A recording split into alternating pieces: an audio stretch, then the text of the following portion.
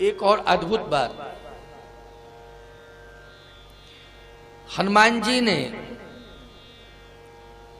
सुंदरकांड में प्रणाम करने की परंपरा है कि अपने से बड़ों को प्रणाम किया जाता है, सिर झुकाया जाता है। लेकिन यहां तो हनुमान जी महाराज छोटों को भी प्रणाम कर रहे हैं, सिर झुका रहे हैं। आप कहोगे कि प्रमाण क्या है, तो प्रमाण ही तो है। प्रमाण है यही कही नाय सवन कहूं माथा। सवन कहूं तो सवन कहूं में अर्थ क्या होगा, चाहे बड़ा हो, बराबरी का हो, छोटा हो। सवन कहूं माथा, सबको प्रणाम किया हनुमान जी। बोलो बलवान भी हैं लेकिन विनम्र भी हैं, तो विनम्र होना चाहिए। सुंदरकांड यही शिक्षा देता है। जो विनम्र होता है वही सुंदर होता है। विनम्रता जिसके जीवन में आ जाती है उसी के हाथों से सुंदर सुंदर कार्य होते हैं। अकड़ू मकड़ू लोग ये सुंदर काम नहीं कर पाते हैं। सरल, देखो भाई, सरल बनने में भगवान की कृपा अवश्य मिलेगी। और भगवान पूरे परिवार के सहित आपके ऊपर कृपा करेंगे, सरल बन जाओगे। पूरे परिवार के सहित कृपा करेंगे। सास से सीता जी की कृपा हो जाएगी, और रात से राम जी की कृपा, और लात से लखनलाल जी की कृपा। क्यों? सरल बनने से तीनों की कृपा होगी, पूरे परिवार के सहित भगवान कृपा करेंगे। तो भैया सरल बन जाओ। सरल बनने में ही सार है। हनुमान जी सरल बन गए सुंदरकांड में। यह कहे नाय सवन कहूं माथा, सबको प्रणाम किया। जब इतने सरल बन गए तो भगवान अंतःकरण में प्रवेश कर गए, हृदय में आ गए। चलो हरस ये धर रघुनाथा, भगवान ही हृदय में आ गए। बोलो, विनम्रता और सरलता से भगवान आए हृदय में। जितने भी संत भगवान को प्राप्त करते हैं वो सरल होते हैं। संत सरल चित जगत हित जान स्वभाव सने। जितने संतों ने भगवान को प्राप्त किया है उनका इतिहास है कि वो सरल है, सरल से सरल। सुतीक्षण जी को भगवान मिले, बोलो सरल हैं कि नहीं? बहुत सरल है। क्या कहना सुतीक्षण जी महाराज का। तुलसीदास जी राम लखन सीता सहित हृदय वसहु सुर भूप। ये बहुत सरल हैं तुलसीदास जी महाराज। जो भी सरल हुआ है उससे भगवान मिल गए। सरल बनने से ही भगवान मिलते हैं। तो सुंदरकांड में, सुंदरकांड की थोड़ी सी चर्चा और करूंगा, फिर लंका कांड और उत्तरकांड। ये तीन कांडों से आज आपको जोड़ना है। थोड़ा सा विलंब हुआ है, थोड़ा क्या, 11 से 2 तक टाइम था, लेकिन 12 बजे तो मैं आई। 11 बजे नहीं, 1 घंटा विलंब से आया है। तो इसका मतलब है कि थोड़ा समय ज्यादा जाएगा। हम आपको ऐसा नहीं कि विलंब से आए और जल्दी विश्राम करके चल दें, पर्याप्त हम आपको कथा सुनाएंगे। आपका कहीं कोई घाटा नहीं होगा। हाँ, और वैसे भी आज अमावस्या है ना, पितृ विसर्जनी अमावस्या है ना। चित्रकूट में तो बहुत भीड़ है। मंदाकिनी जी में लाखों श्रद्धालु हैं जो अपने पितरों का उद्धार करने के लिए मंदाकिनी जी में तर्पण भी कर रहे हैं, और इधर कामदगिरि की परिक्रमा भी कर रहे हैं। चित्रकूट में लाखों श्रद्धालु पहुंचे हुए हैं। लेकिन चिंता मत करना, आज अमावस्या है। तो आप सोच रहे होंगे हम भी चित्रकूट पहुंच जाते तो अच्छा ही रहता। आप चित्रकूट में ही हैं, तो आप कहते कि हाँ महाराज चित्रकूट में है, आप कह रहे हो तो ठीक है, वैसे प्रमाण क्या है हम चित्रकूट में? अगर चित्रकूट में है तो मंदाकिनी कहाँ है? मंदाकिनी के तट पर चित्रकूट है कि नहीं? तो चित्रकूट कहाँ है? मंदाकिनी दिखाई नहीं दे रही है यहाँ। अरे भैया मंदाकिनी भी यही है, चित्रकूट यही है, कामदगिरि भी यही है। आप ऐसा मत सोचें कि हम शिकोहाबाद में बैठे हुए हैं। मानस भवन में तो आप बैठे हुए हैं, लेकिन आप चित्रकूट में बैठे हैं। गोस्वामी जी का मत है राम कथा मंदाकिनी चित्रकूट चितचार तुलसी सुभग स्नेह वन सिय रघुवीर विहार। बोलो भैया है चित्रकूट की नहीं? राम कथा मंदाकिनी, ये राम कथा मंदाकिनी है। राम कथा मंदाकिनी कहा है। और राम भगत जय सुरसरी धारा, राम की भक्ति गंगा की धार है और राम कथा मंदाकिनी की धार है प्यारे। राम कथा मंदाकिनी। अब सोचो जरा, चित्रकूट है में बैठे हैं आप कि नहीं? और चित्त का चित्रकूट, जिसके चित्त में कूटस्थ ब्रह्म आ जाए अथवा जिसका चित्त कूटस्थ ब्रह्म से जुड़ जाए, उसका जीवन चित्रकूट बन जाता है। इसलिए आप सबका चित्त इस समय ब्रह्म से जुड़ा हुआ है। वेदांत में ब्रह्म को कूटस्थ कहते हैं। कूटस्थ, वेदांतियों से पूछना जरा, वो कूटस्थ कहते हैं ब्रह्म को। तो इसका अर्थ है कि हमारा चित्त, हम सब का चित्त इस समय कूटस्थ ब्रह्म से जुड़ा हुआ है। कथा सुन रहे हैं ना, तो ब्रह्म से ही तो जुड़े हुए हैं। इसलिए आपका चित्त चित्रकूट बन गया है। राम कथा मंदाकिनी का तट है, तो आपका जीवन धन्य है। आप चित्रकूट में हैं। भौगोलिक दृष्टि से किलोमीटर देखने की आवश्यकता नहीं है, क्योंकि अगर आप दूरी तय करने लगोगे तो भगवान चित्रकूट में भी नहीं मिलेंगे। जहां दूरी पर ही दृष्टि चली गई तो वहां भगवान कैसे मिलेंगे? आप दूरी हटाइए, कहां दूरी है? जहां हम एक साथ एक स्थल पर एक साथ प्रेम से बैठ जाते हैं और दूरियां समाप्त करके एक साथ बैठ जाते हैं, याद रखना वहीं पर परमात्मा राम कथा में प्रकट हो जाता है। ये राम कथा के माध्यम से ही तो भगवान प्रकट हुआ है। इसलिए आप सब भाग्यवान हैं। तो हनुमान जी ने सबको प्रणाम किया। यही कही नाय सवन कहूँ माथा हरस चले। यही कही नाय सवन कहूँ माथा चले हरस ही धर रघुनाथ। चले हरस, प्रसन्नता लेकर के जा रहे हैं। प्रसन्नता लेके आप कहोगे महाराज जी प्रसन्नता लेके जा रहे हैं, जब भी कोई कार्य करने जाओ अच्छा कार्य तो प्रसन्न होके जाओ, उदास होके नहीं जाना चाहिए। क्योंकि उदास होके जाओगे तो याद रखना ये नकारात्मक सोच हो जाएगी आपकी, नकारात्मक दृष्टिकोण बन जाएगा उदासीनता में। और प्रसन्न होकर के जाओगे तो सकारात्मक दृष्टिकोण होगा आपका और कार्य सफल होगा। जिनके सकारात्मक विचार होते हैं वो सफलता की ओर ही जाते हैं, उनके हाथ में सफलता रहती है। तो यहाँ प्रसन्न होके हनुमान जी गए, जबकि समस्याओं से जूझने जा रहे हैं, समस्याओं के बीच में जा रहे हैं, लेकिन प्रसन्न होके जा रहे हैं कि नहीं? सफलता अवश्य मिलेगी।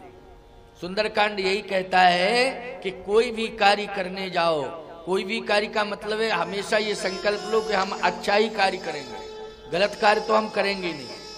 क्योंकि सुंदरकांड सुन रहे हैं ना, अच्छे से अच्छा कार्य तुम्हारे द्वारा होगा अगर प्रसन्न होकर के जाओगे और स्वस्थ सोच लेकर के जाओगे, सकारात्मक विचारधारा से ओतप्रोत जीवन हो जाएगा, तो निश्चित है कि तुम्हारे जीवन में सब सुंदर ही सुंदर कांड होंगे।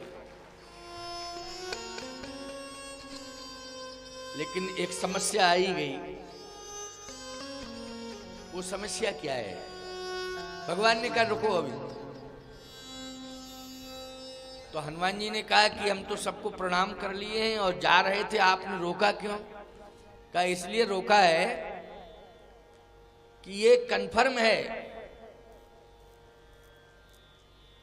कि सीता जी तुम्हें मिलेंगे निश्चित रूप से। समस्याएं तो बहुत आएंगी लेकिन सीता जी मिलेंगे। हनुमान जी ने कहा ये तो और अच्छी बात हो गई, आपकी वाणी से सुनने को मिल गया। तो आप जावें क्या? अभी नहीं जाओ। जब सीता जी के पास पहुंचोगे तो कुछ देना चाहिए ना। देखो बेटा अगर सक्षम है और माँ के पास पहुंचे तो चरण भेंट जरूर करे। क्या करना चाहिए? चरण भेंट। गुरु के पास जाओ, माता पिता के पास जाओ, सक्षम हो, सामर्थ्यवान हो तुम, तो जरूर भेंट, चरण भेंट करो। तो भेंट क्या करोगे? तुम्हारे पास कुछ है? हनुमान जी ने कहा प्रभु हमारे पास तो केवल श्रद्धा है। क्या है? श्रद्धा। और मैं तुरंत जाते ही अपनी श्रद्धा अर्पित कर दूंगा, अपना समर्पण कर दूंगा, बस इतना ही है मेरे पास। श्रद्धा है और तो कुछ है नहीं। अच्छा सही बताओ, वानराणाम धीशम है, बंदर के पास क्या होता है? क्या होता है? बंदर तुम्हें दिखाई देंगे, क्या होता है उनके पास? हाँ, कोई पॉकेट वॉकेट तो जेब तो नहीं रहती है ना, वस्त्र ही नहीं पहनते हो तो। और बंदर के हाथ में अगर वस्त्र आ जाए तो फिर वो बचता नहीं है नहीं, बचता नहीं है। बड़ी दुश्मनी है वस्त्र से, कपड़ों से बहुत दुश्मनी है बंदर। कहे मेरे पास तो श्रद्धा है, मैं श्रद्धा अर्पित करूंगा। कहे ठीक है, वो तो श्रद्धा तो अच्छी बात है, लेकिन कुछ वस्तु होनी चाहिए। तुम्हारी मां को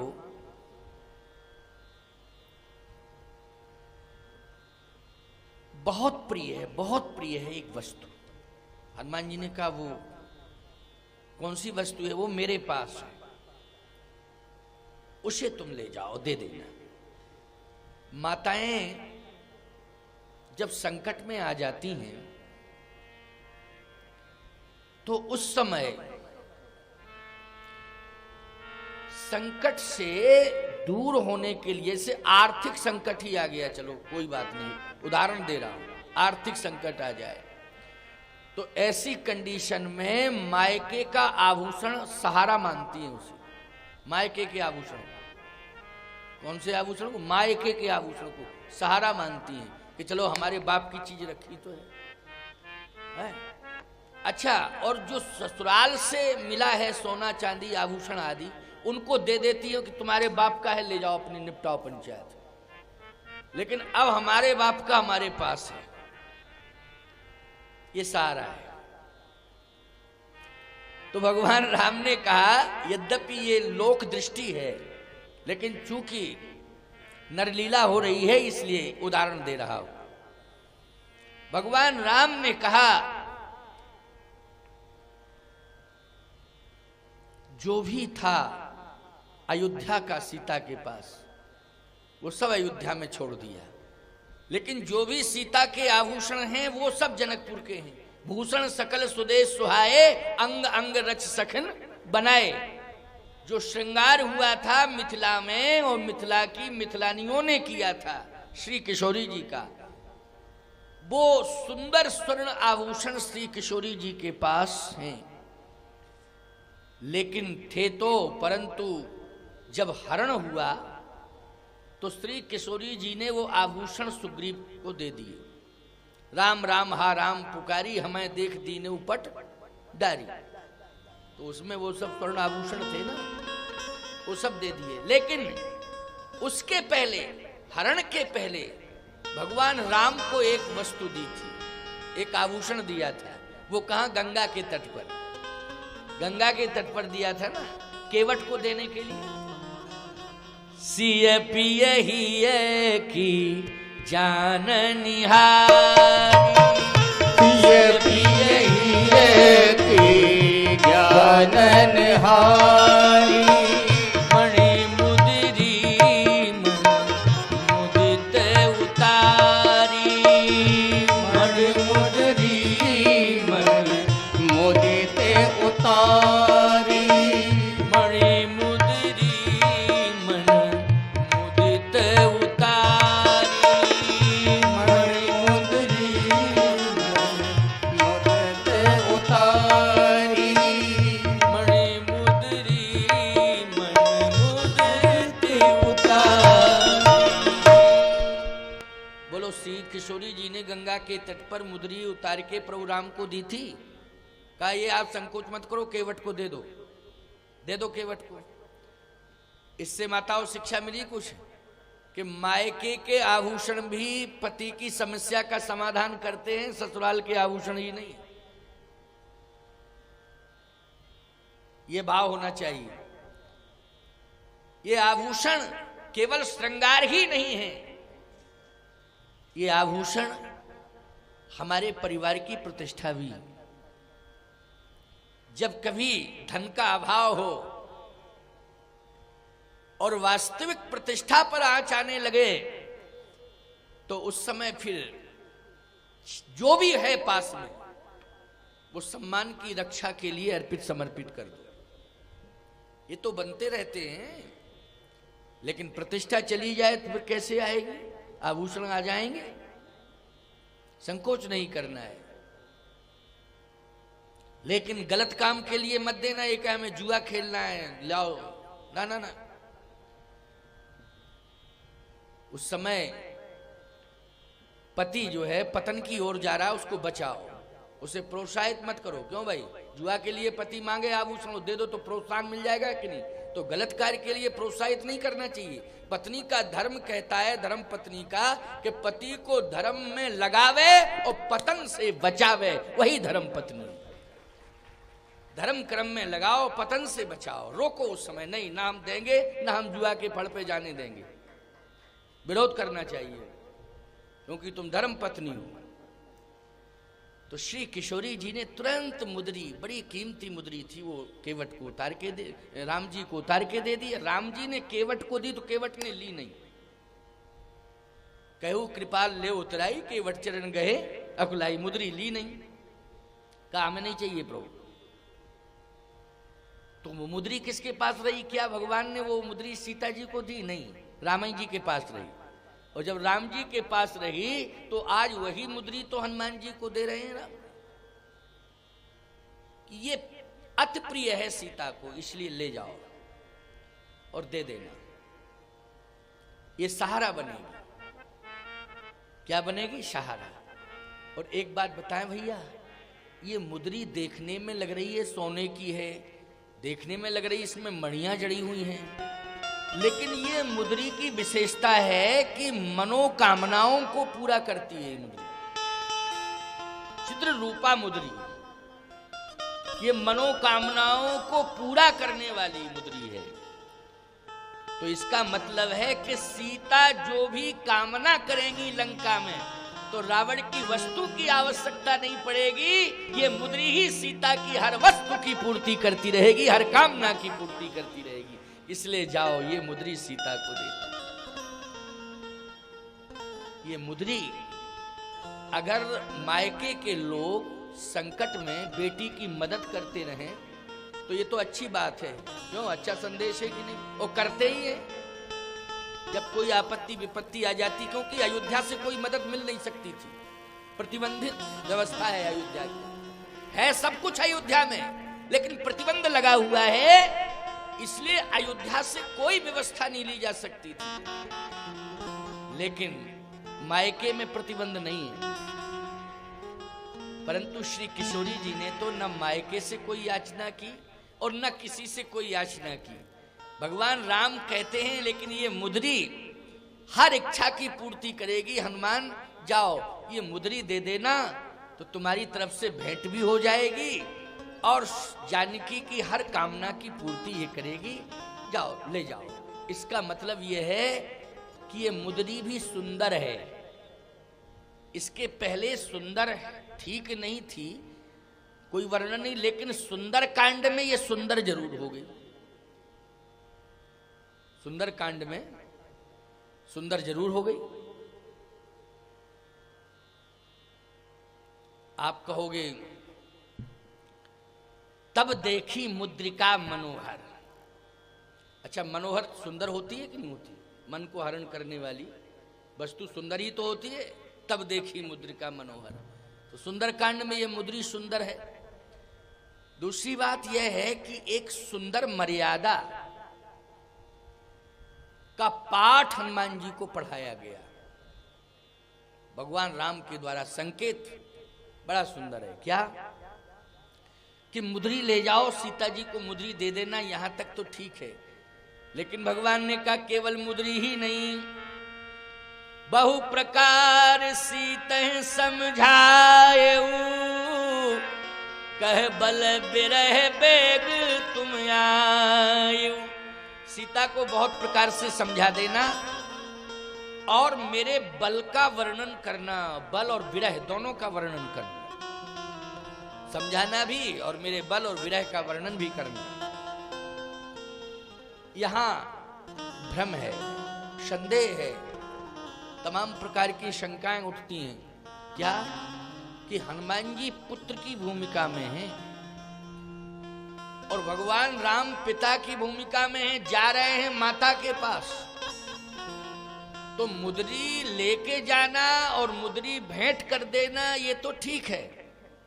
समझाने की बात कही जाए तो भाई माँ अगर दुखी है तो बेटा समझा भी सकता है।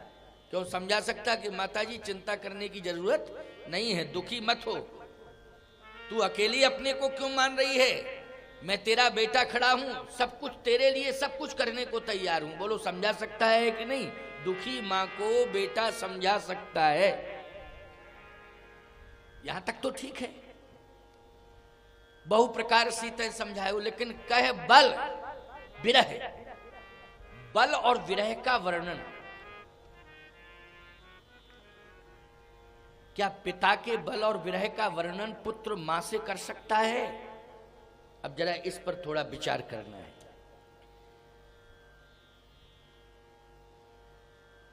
पुत्र मां से ये कहेगा पिताजी इतने बलवान हैं? नहीं। हां, अन्य लोगों से अपने पिता के बल और विवेक बुद्धि आदि की चर्चा वो कर सकता है, लेकिन मां से क्या करना है कि पिताजी कितने बलवान हैं? ये तो उसकी बुद्धि की बहुत बड़ी अल्पज्ञता मानी जाएगी। बोलो मानी जाएगी कि नहीं मानी जाएगी? बहुत बड़ी अल्पज्ञता बुद्धि की। मां से बेटा कह रहा है कि पिताजी बलवान है। अच्छा, एक और कंडीशन, यह तो वास्तव में इस पर तो हमें विचार ही करना पड़ेगा, बहुत ज्यादा विचार करना पड़ेगा। विरह, पिताजी आपके वियोग में रात दिन रोते रहते हैं, वो आपका विरह बर्दाश्त नहीं कर पा रहे हैं। और पिताजी ही स्वयं मुझे कहकर के भेजे हैं कि जाओ कह देना हनुमान कि राम जी तुम्हारे बिना नहीं रह पा रहे हैं। बोलो ये पिता पुत्र से कहेगा क्या? कहेगा ये? नहीं, पुत्र से नहीं कह सकता, मित्र से कह सकता है। मित्र से तो कह सकता है कि जाओ कह देना कि तुम्हारे बिना बहुत दुखी हैं, वो रह नहीं सकते हैं। ये मित्र से कहा जा सकता है, लेकिन पुत्र से नहीं कहा जा सकता है। और पुत्र से कौन कह रहा है? जो मर्यादा पुरुषोत्तम है। कोई सामान्य होता तो अलग बात है, मर्यादा पुरुषोत्तम कहे बल विरह। ये चौपाई सुंदरकांड की है ना, बहु प्रकार सीता समझाए, कहे बल विरह बेग तुम आए। बहु प्रकार सीते समझाए, सीता को बहुत प्रकार से समझा देना। कुछ किष्किंधा कांड का भाग गीता प्रेस गोरखपुर ने सुंदर कांड में जोड़ दिया है। जो अंतिम दोहा है किष्किंधा कांड का, समझना इस बात को, इसलिए किष्किंधा कांड और सुंदर कांड अभिन्न कांड है, क्योंकि जोड़ा है। एक अंतिम दोहा जो है ये गीता प्रेस ने जोड़ा है। जो सुंदर कांड अलग से प्रति निकाली है, जरा उसको पढ़ लेना, आप लोग पढ़ते होंगे, जो अलग से प्रति निकाली है, उस अलग से प्रति में सुंदर कांड की गीता प्रेस गोरखपुर ने किष्किंधा कांड का एक अंतिम दोहा जोड़ दिया है। इसका मतलब है कि वो समझते हैं अब तब पूर्ण होगा सुंदर कांड। इतना सुंदर कांड में जोड़ना पड़ेगा तब पूर्णता आएगी। चलिए, उस प्रेस की भी मान्यता है, क्योंकि बड़े बड़े धर्माचार्यों ने उस प्रेस को सम्मानित किया है और बहुत बड़ा काम किया है गीता प्रेस गोरखपुर ने। आज भी गीता प्रेस गोरखपुर जितना धर्म ग्रंथों को प्रकाशित कर रही है वो प्रेस, और बहुत ही कम मूल्यों में लोगों तक धार्मिक पुस्तकें वो प्रेस पहुंचा रही है। विश्व की धरती पर ऐसी आध्यात्मिक प्रेस है ही नहीं गीता प्रेस गोरखपुर के मुकाबले। इसलिए मैं हृदय से सम्मान करता हूं गीता प्रेस गोरखपुर के संपादक को और उनके उस ट्रस्ट को। बहुत बड़ा कार्य कर रहे हैं, नहीं तो कहां हमारे लोग खरीद पाते धार्मिक पुस्तकें, कौन प्रकाशित करता है इतनी। और प्रिंट मिस्टेक भी नहीं है कहीं, ऐसा भी नहीं है, बहुत ही शुद्ध बड़े बड़े मनीषी लगे हुए हैं उस प्रेस में। स्वागत है उस प्रेस का, सम्मान है, बहुत सम्मान। तो मैं कहना ये चाहता हूं, कहे बल विरह वेग तुम आए, विरह की भी चर्चा करना, लेकिन याद रखना हनुमान जी तो बुद्धिमताम वरिष्ठम हैं, और बुद्धिमताम वरिष्ठम के साथ साथ मर्यादा पुरुषोत्तम प्रभु श्री राम हैं, ये तो सत्य है ही। लेकिन हनुमान जी महाराज भी इतने मर्यादित हैं, इतने मर्यादित हैं कि हनुमान जी की मर्यादा को अगर देखा जाए और उनके चरित्र को सुना जाए तो हनुमान जी के चरित्र को सुन करके लोग मर्यादित भी हो जाते हैं और चरित्रवान भी हो जाते हैं। हनुमान जी महाराज ऐसे अद्वितीय विलक्षण संत हैं, विलक्षण प्रतिभावान हैं। उन जैसी मर्यादा का पालन कौन कर सकता है। भगवान राम ने यहां जैसे ही कहा वैसे ही हनुमान जी कहने लगे, सरकार अब सुनिए, इससे सिद्ध हो रहा है कि आप मुझे पुत्र मान नहीं रहे, क्योंकि मैं पुत्र बनना चाहता हूं, पुत्र हूं नहीं। शंकर सुवन केसरी नंदन, क्यों भाई, शंकर सुवन केसरी अंजनी पुत्र महा बलदाई, संतन के प्रभु सदा सहाई। तो इसका मतलब यह है कि मैं पुत्र बनने की चेष्टा कर रहा हूं, लेकिन आप पुत्र के रूप में मुझे स्वीकार कर नहीं रहे हैं, आप मित्र के रूप में मुझे स्वीकार कर रहे हैं। तभी तो ये बात कह रहे हैं, कल कहे बल विरह वेग तुम आयो, विरह की चर्चा करना। ये तो मित्र से कहा जाता है, पुत्र से नहीं कहा जाता है। तो इसका मतलब यह है कि आपने मुझे सेवक के रूप में स्वीकार नहीं किया है, आपने दास के रूप में भी स्वीकार नहीं किया है, आपने पुत्र के रूप में भी स्वीकार नहीं किया है। आखिर कौन सा मुझ में दोष है, कौन सा मुझ में अवगुण है, कौन सी कमी रह गई कि आप मुझे स्वीकार नहीं कर पा रहे हैं। बात मेरी समझ में नहीं आ रही।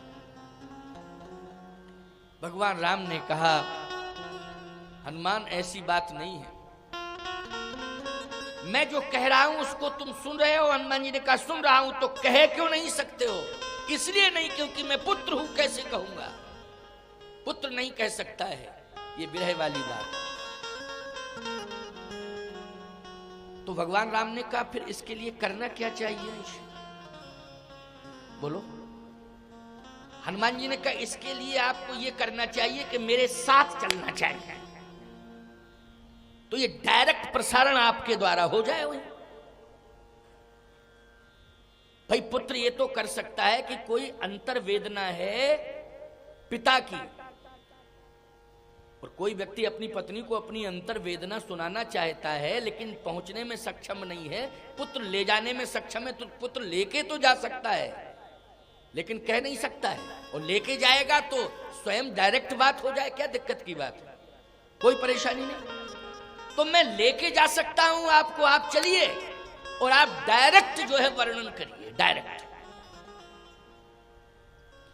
भगवान राम ने कहा यही तो समस्या है कि मैं जा नहीं सकता, जा नहीं सकता हूं।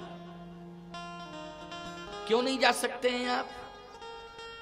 इसलिए नहीं जा सकता हूं कि पूरा वानर दल मेरे साथ चलेगा। तब निज भुजबल राजीव नैना कौतुक लाग संग कपि शैना। जब वानर दल मेरे साथ चलेगा तब मैं जाऊंगा, अकेले नहीं। हनुमान जी ने कहा ऐसा है प्रभु, जब वानर दल के साथ आप जाएंगे तभी का आप विरह की चर्चा कर लेना, क्या दिक्कत की बात है। जब आप जाएं तब कर लेना आप।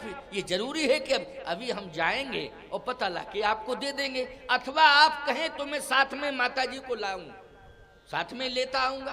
और साथ में लेता आऊं तो आप डायरेक्ट यही चर्चा कर लेना, अथवा आप मेरे साथ चलो या मुझे आज्ञा दो कि मैं माता जी को ले आऊं अपने साथ।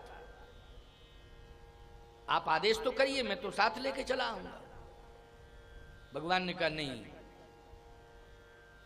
अभी साथ लेके नहीं आना है। राम ही लंका जाएगा और अपने साथ सीता को लंका से लाएगा, तुम नहीं।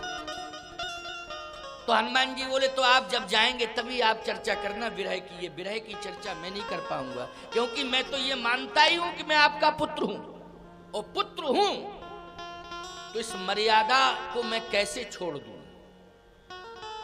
मैं मर्यादा को नहीं छोड़ सकता। लेकिन मर्यादा पुरुषोत्तम विवश क्यों कर रहे हैं? सावधान, संपूर्ण दुनिया को ये बता देना चाहते हैं कि मैं हनुमान को पुत्र मान रहा हूं। और अगर हनुमान देखिए मैं मान रहा हूं पुत्र, लेकिन अकेले मेरे मानने से थोड़ी बात बन जाएगी। जब तक सीता जी पुत्र के रूप में स्वीकार नहीं करेंगी तो अकेले राम जी के स्वीकार करने से क्या ये बात बन रही है? बोलो। पिता कह रहा है कि ये मेरा पुत्र है, लेकिन मां कहती है नहीं है, तो समाज के लोग स्वीकार नहीं करेंगे। मां कह रही है ये बेटा नहीं है, बाप कह रहा बेटा है, मां कहती नहीं है, तो मां भी तो स्वीकार करे। और याद रखना, हनुमान पुत्र बनने जा रहे हैं तो पुत्र के क्या धर्म हैं, पुत्र की कौन कौन सी मर्यादाएं हैं, कैसे पुत्र धर्म का निर्वाह करना चाहिए, ये सारा का सारा चरित्र जब समाज में सामने आ जाएगा और उस पर क्रियान्वयन हो जाएगा तो सीधी सी बात यह है कि सीता जी प्रभावित हो जाएंगी। बोलो, हो जाएंगी सीता जी प्रभावित कि नहीं? और प्रभावित होंगी तो अपने आप बेटा स्वीकार कर लेंगे, ये मेरा बेटा है, बेटा बनने लायक है, इसे हमें बेटे के रूप में स्वीकार कर लेना चाहिए। लेकिन हनुमान जी तो हनुमान जी हैं। हनुमान जी ने कहा कि आपको साथ चलना पड़ेगा, और नहीं तो आप जब जाएंगे तब कहिएगा, विरह की चर्चा कर लीजिएगा। भगवान ने कहा नहीं नहीं, क्या पता मेरे पहुंचने के पहले ही को प्राण त्याग दे, तो मन की बात मन में ही रह जाएगी। कोई दूसरा सक्षम नहीं है जाने के लिए, क्योंकि निज निज बल सब काहू भाखा, पार जाए कर संशय राखा। ऐसी बात नहीं, मैं और किसी से भी कह सकता हूं कि जाओ संदेश सुना देना, लेकिन कोई जाने को तैयार नहीं है, कोई जा ही नहीं सकता है तुम्हारे अलावा। तुम ही जाने में सक्षम हो, इसलिए तुमसे कह रहा हूं। हनुमान जी ने कहा मैं जाने में सक्षम हूं और आपको ले जाने में भी सक्षम हूं, हमें कोई दिक्कत नहीं है, हम आपको भी साथ ले जाएंगे।